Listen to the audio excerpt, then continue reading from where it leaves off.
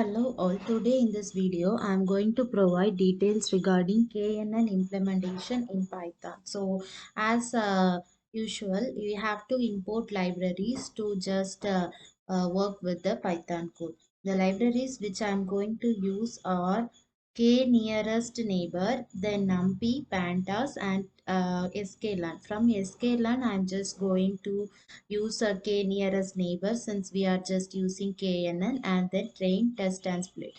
So now we can just import the libraries. Then the next step is to we have to import or load our data set. The data set which we are using is iris. Since it's an CSV file, we are just using read underscore CSV.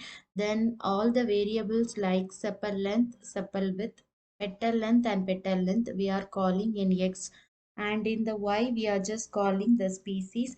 Then into we are just declaring the x train, x test, y train and y test. So in order to declare these variables we have to split x and y. So to split this x and y we are just using train test split function. So in that train test split function, the test size we have declared as 0.2. Since my testing size is 20% and training size is 80. If you need some other training and testing size means please just make it as it specific as your wish.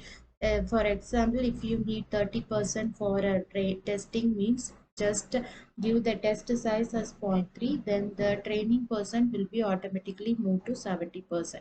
So then we have just moving to the neighbors classifier.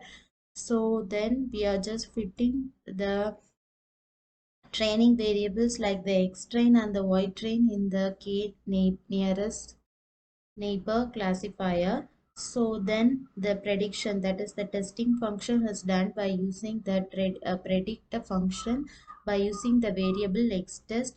So initially we can just declare the variables and then we can just run this code.